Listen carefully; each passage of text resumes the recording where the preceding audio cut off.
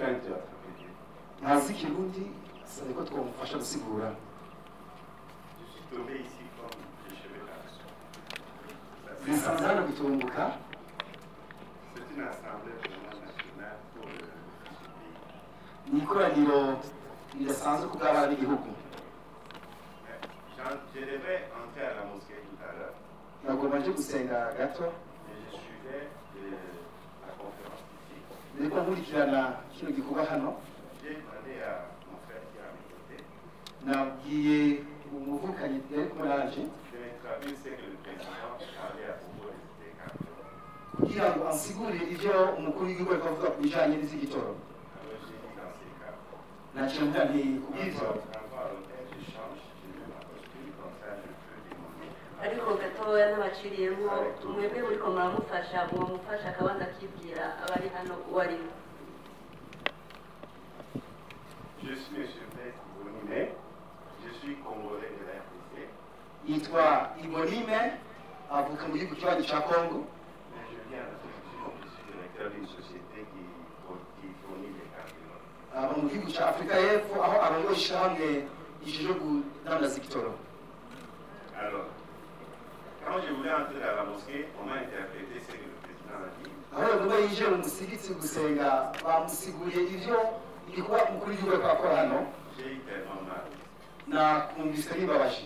Alors je me suis décidé de ne pas aller à la mosquée où je ici. Naciye mfata ingo kutaja mu musigiti ariko nanjye nshobora kuba hano hantu. Heureusement, j'ai eu aussi accès. Dieu merci.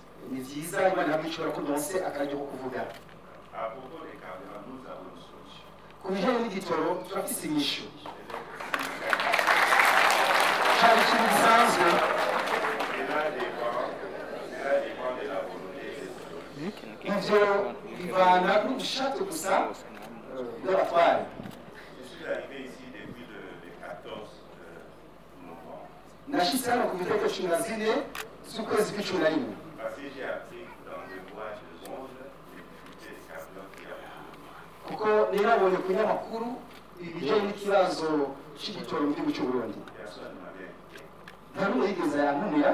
Je suis venu pour tenter ça. Naje kugira ngo nshobore kugerageza ico gikorwa. Dès le départ, j'avais déjà préparé un navire qui était déjà à Luanda.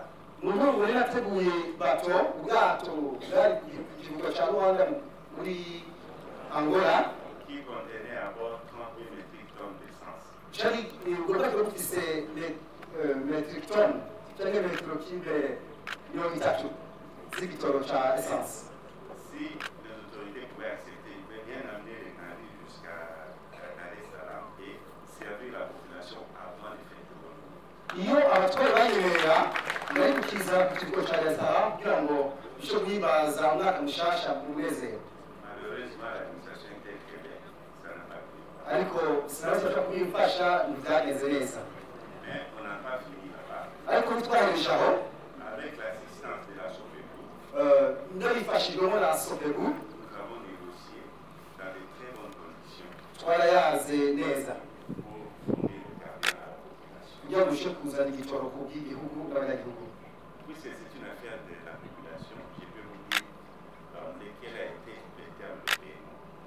Kuko ari igikorwa nokorera abenegihugu aho tugeze ubu ni ibijyanye no kuriha gusa.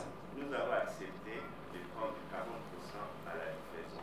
Twaremeye ko twohabwa gusa ibice 40% dushikana igitoro, Donc 20% en dollars et 20% en francs. ibice 20% byo mu madolari n'ibice 20% byo mu mafaranga y'amarundi. Les 60% restants, les gouvernements le payent activement. Hanyuma ibindi bice 30% byosigara leta ikabiriha inyuma y'amezi 3. C'est ça la solution que j'ai pu apporter pour le plan. Iyo niyo ntererano yanje irazanye kubwo abenegihugu. Le dossier entre les mains des autorités, c'est à eux de décider du front, c'est mettre l'offre. Dosiye iri mu minwe y'abijejwe rero ni kubwabo byabasha gufata ingingo ku bw'icyo gikorwa.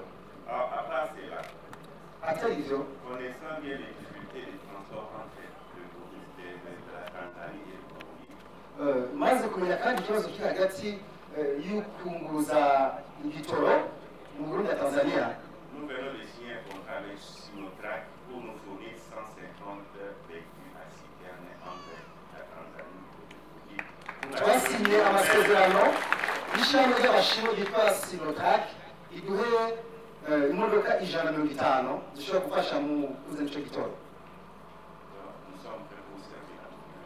Turiteguye gushokora igihugu, ibisigaye biri mu biganza by'abatwara. Ndabashimira.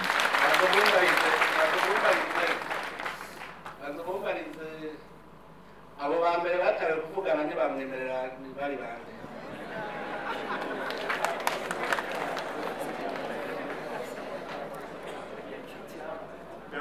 Personne n'a refusé, tout le monde, les ministres du ressort, le sort de l'administration de violence. Ntabanyangiye baranyakiriye neza gusa nuko byatevye nta nyishito no bampaye. Si je prends mon téléphone, j'appelle le ministre Israël du ressort.